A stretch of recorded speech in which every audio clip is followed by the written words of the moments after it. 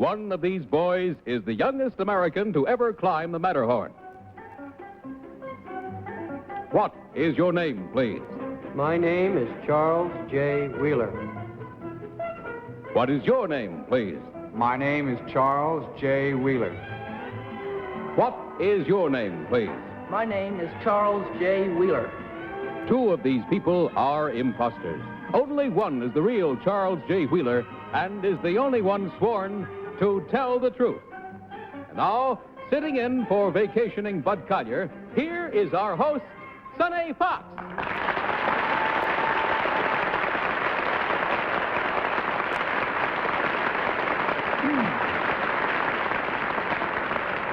Good evening. And now it's time to meet our panel. What is your name, please? My name is Betty White. My name is Ralph Bellamy. My name is Julia Meade. My name is Tom Poston.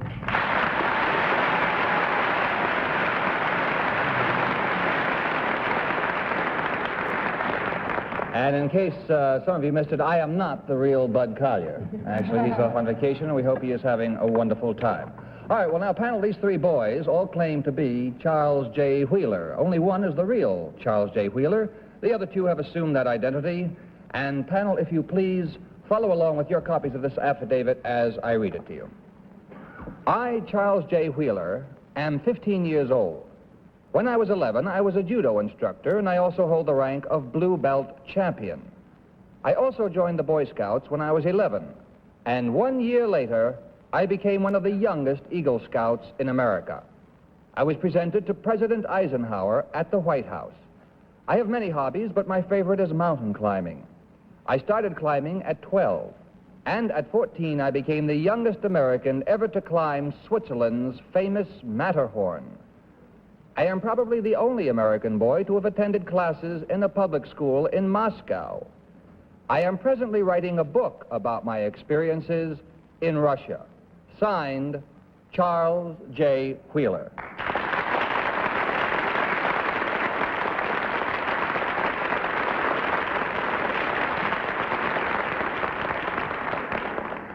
All right, panel, these three boys all claim to be Charles J. Wheeler, judo instructor, Eagle Scout, mountain climber, and author, and only the real Charles J. Wheeler is required to answer your questions truthfully. Let's start the questioning with Tom Poston. Number two, it says here you're a Boy Scout. Are Boy Scouts allowed to lie? No, sir. Well, tell me, are you really Charles J. Wheeler? Yes, sir. He says yes. Okay, I'll vote for you. Come on, Poston. Number one, can you tell me what the term rappelling means? Number two, can you tell me what rappelling means? Well, it's a term described when you go down a mountain. I see. Going down a mountain, the easy part, Julie. Number three, can you speak Russian? No, I can't. Number three, do you have any palms? Yes, I do. Don't we all? Number two, how many merit badges are required to become an Eagle Scout? 21, sir. All right, let's Thank move you. along to you, Betty White. Thank you, Sonny. Number one, what does an Eagle Scout badge look like? Well, it's a ribbon affair, red, white, and blue ribbon, and then on that hanging is an eagle. Good enough. Number two, which face of the Matterhorn did you climb? The Switzerland side. Number three, what is a piton? A piton is a spike used in climbing a mountain. Number three, how many of you climbed the Matterhorn? Just two of us. What did you do when you got to the top? Well, the guide and I posed for a picture. Just two of you? Wait. Just two of you and you posed for a picture? Oh, well, Dad was flying in an airplane and took a picture. Oh, fine, the hard way. Okay, excuse me, I Betty, but we'll... Question, Sonny. Well, maybe Ralph will anticipate some of them. Ralph? Number one, it says you instructed in judo. Where did you instruct in judo? On the Sunset, on Sunset, sir. On Sunset? Yes. Number two, where did you instruct in judo? In Los Angeles, sir. Los Angeles. Number two, what's the highest mark of achievement in judo? You got the blue belt. What's the highest mark of achievement? Well, there are 2 degrees. In my degree, the highest is a purple belt. And in the higher degree, it is a 10-degree black belt. Number 3, what was the occasion of your being presented to the president? Well, I just received the Eagle Scout badge as being the youngest in the United States. And in what room were you received by the president? We were received in his office. We shall press on to Julia Meade. Number 2, when you met the president, what did he say to you? That's how I was. And he congratulated me. Number 1, when you met the president, what did he say to you?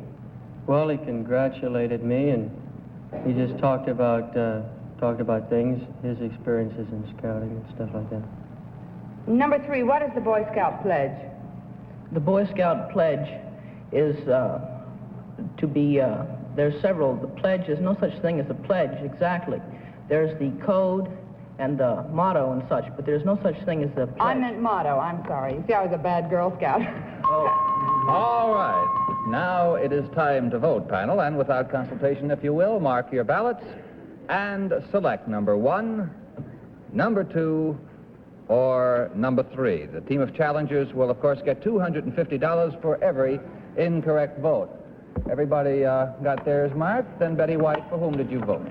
Ralph, I'm going to do it tonight. I had a hunch when they first stood up there, and usually that's when you change your mind. I changed my mind, but I'm going to go back to my original hunch. I'm going to take number 3, but I think it's number 2. Ralph? I am doing just the opposite. My first hunch was number 1 by the way he stood up there, but I touted myself off of it. Number 2 looks a little too old. Number 3 seemed to have as many answers as number 2. Julia? I'm going to pick number 2, just because I believed his answers. However, my first hunch was number 1.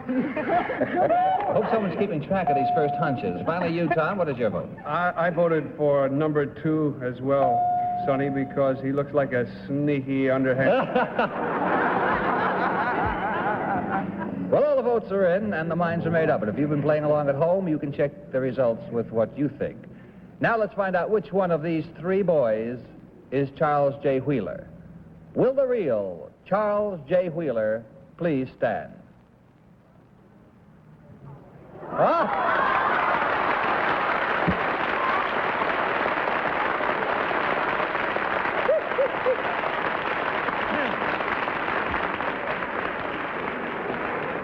Wait a minute. Hold on, Tom. First, let's find out who the 2 men are on either... number 2, who are you really? My name is Joseph Larinetta, and I hope to attend Dartmouth to become a heart surgeon.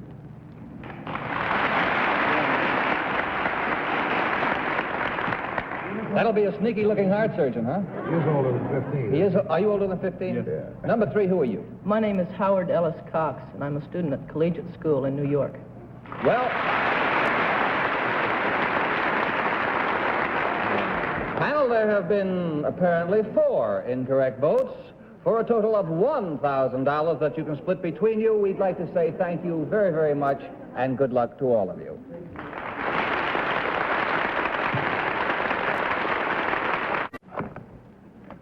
Well, panel, gird your loins, and perhaps you can do better this time. Now let's have our next team of challengers.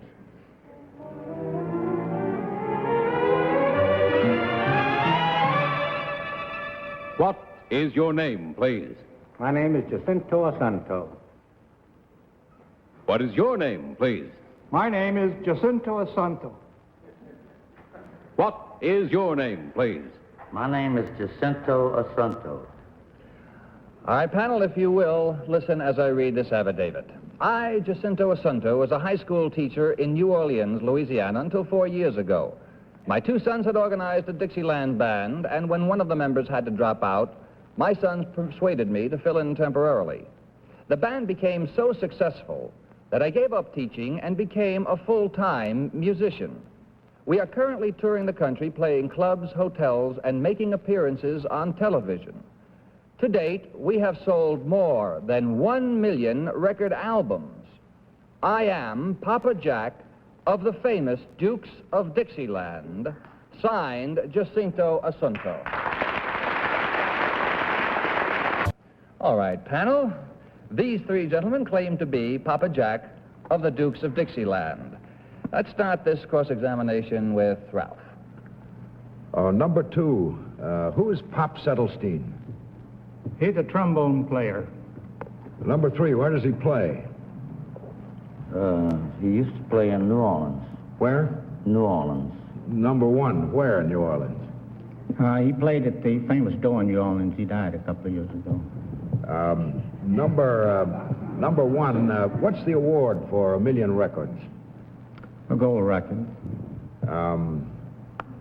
Number 2, what's the name of a very well-known trumpet player who owns and plays in a spot in the French Quarter in New Orleans?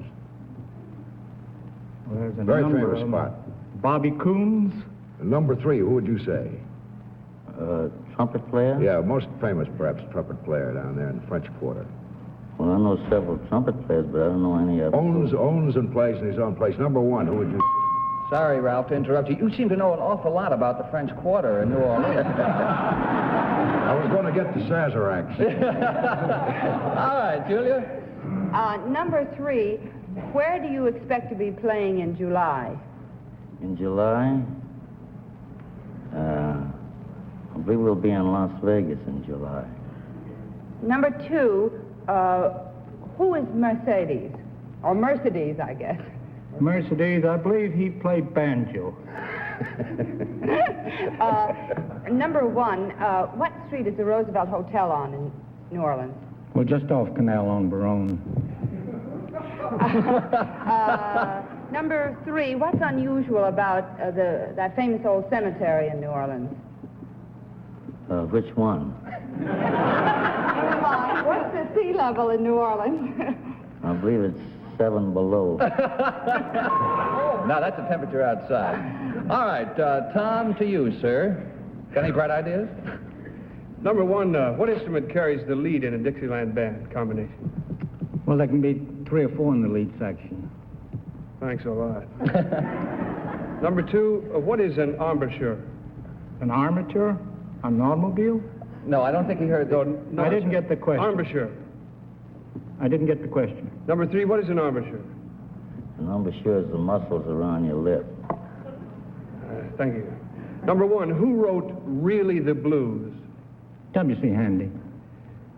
It's a book, number 1. Do you want to change your answer?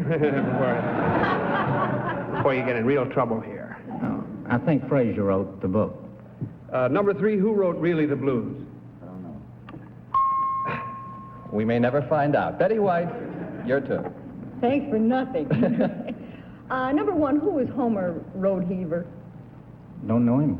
Who was Homer Roadheaver, number 2? Number Never 3? heard of him. Before their time. Number 3. All right, Delmore, I'll get in with you. Number 3, who is the publicity director at the Round Table? I don't know. Number 1, who is the publicity director? Nope. Number Never 3 met was him. Martin Denny. Could you repeat Who? that? Martin Denny? No, this is to number 3, sir. Martin Denny? Martin Denny? I think he has a combo right now. That was a great round. All right, it's time now to, I'll ring it a lot of times so you know it's time to vote. Without consultation, if you'll mark your ballots, please. All right, and if you're playing along at home, just kind of calculate who you would choose. And now it's your turn, Betty White, to tell us for whom you have voted. I'm only going to be wrong once this time. I'm not going to tell you who my hunch was. I'm not going to tell you anything. I'm just going for number 3 because he knew what an armature, he knew what that was that Tom asked. Ralph? Number 3, he was my hunch, and he seemed to have all the information readily at hand. Julia? Yes, I'm going to vote for number 3, too, because I read where the Dukes of Dixieland are going to play this summer. And also, he has a real New Orleans accent. As if Tom? I knew. I'll vote for number 3, too, Sonny. Who do you vote for?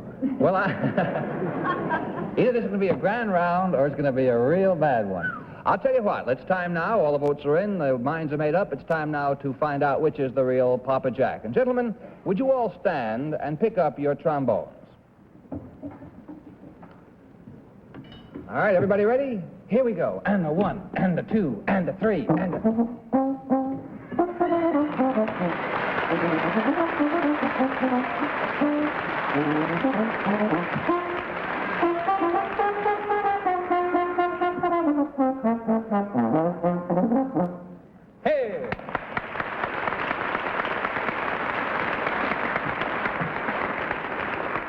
Well, let's find out who your two sidemen were, Papa Jack. Number one, who are you really? My name is Jesse Beasley. I'm a writer and editor with Vision Incorporated, a publishing and management services firm. And I presume you're better at that than at the trombone, too. Number two, who are you really? My name is Rudolph Hatterer. I sell and install burglar and fire alarms in homes and business places.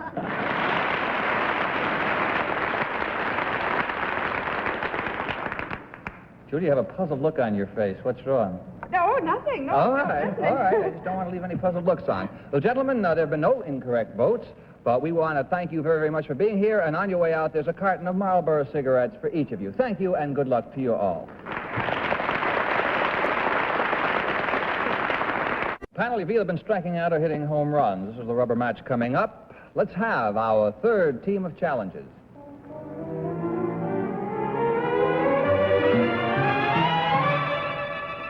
What is your name, please? My name is Barbara Lehman. What is your name, please? My name is Barbara Lehman. What is your name, please? My name is Barbara Lehman. All right, panel, if you will listen, please, while I read this affidavit. I, Barbara Lehman, am a member of the faculty of the Fort Wayne Commercial College in Fort Wayne, Indiana. I teach typing, filing, personality, and vocabulary. More unusual, perhaps, is my involvement in student activities. I am the athletic director of the college, manager of the bowling team, and coach of the men's basketball team. Signed, Barbara Lehman.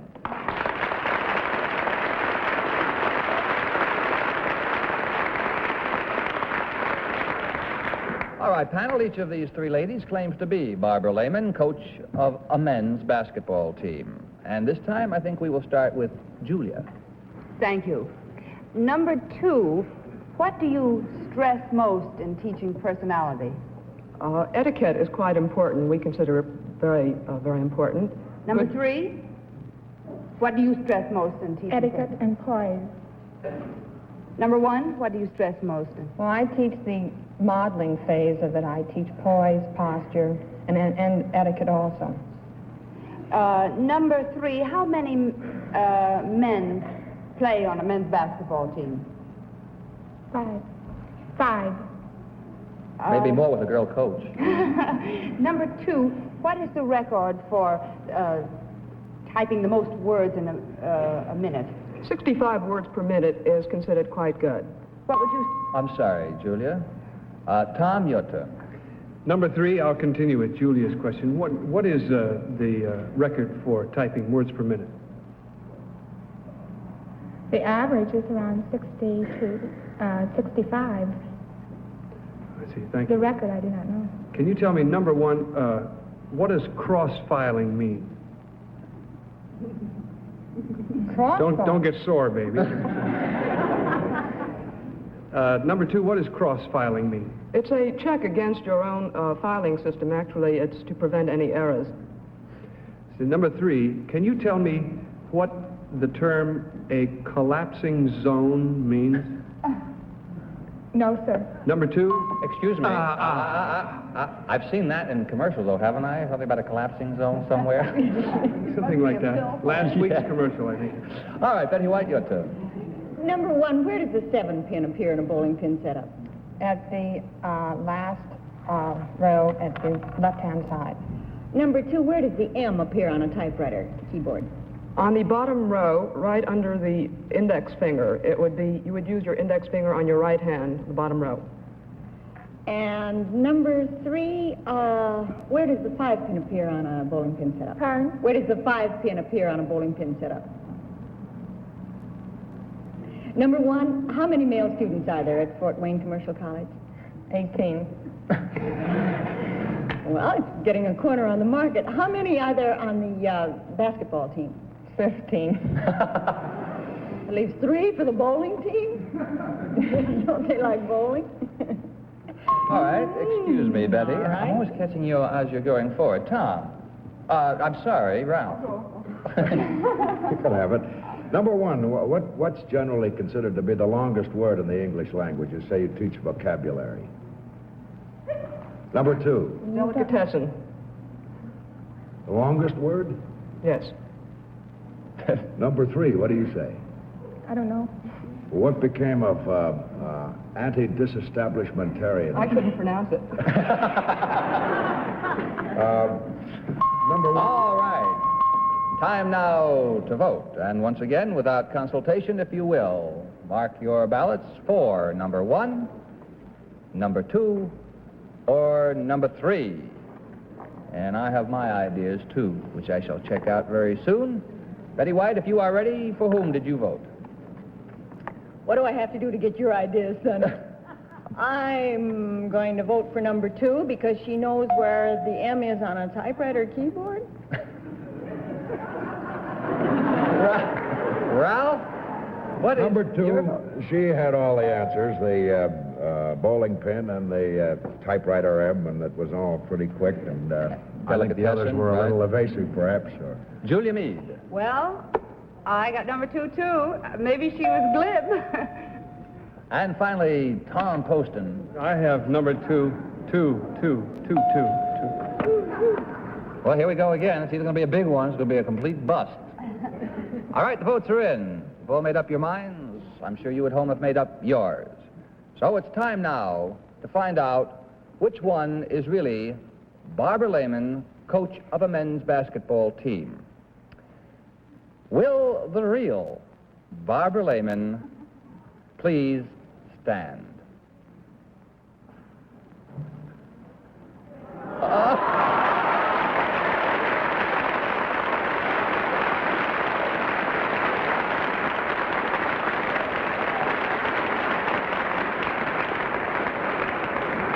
Say, looky here, Barbara.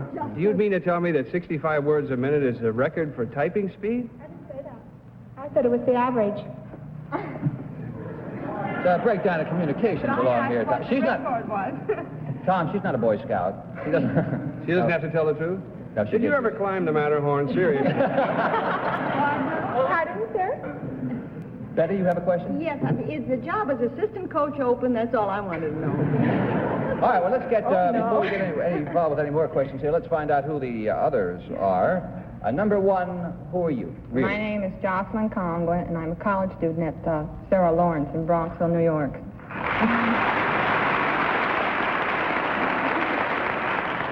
You could look at her, though, and believe that 15 out of 18 would sign up. You know, 18 out of 18, I think. Number 2, with all the votes, who are you really? I am Barbara Graham, market liaison representative of the Celanese Corporation of America.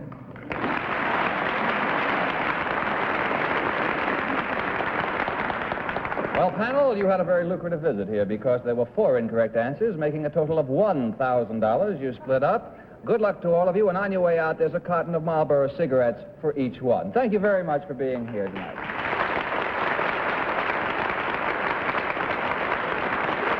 Well, that's all we have time for tonight, panel, except I see it says here in social notes from all over, Betty, that you will be pinch hitting for Jack Parr's MC of his show on Thursday night. Is that right? Well, yes, Sonny, thank you for mentioning it, and keep your fingers crossed. Oh, well. Thank you. That's the one replacement job I missed these last couple of weeks, you know. I wish I could do it Hit 'em half as all. well as you do. Ralph, I know you're on your way to that wonderful play of yours, Campobello, and I just want to add my word to, I know what Bud's been saying, that it's a wonderful job you do and a wonderful, wonderful play. Thank you. Julia, it's been fun meeting you, and thanks for being with us. Next week, Kitty will be back. Tom, I don't know what else to say to you, except I'll see you again next week. I asked him when we came in if he'd mentioned the Steve Allen show, and he said he wouldn't, but he said he'd make a deal with me that he wouldn't mention Ed Sullivan or Maverick either. Well, all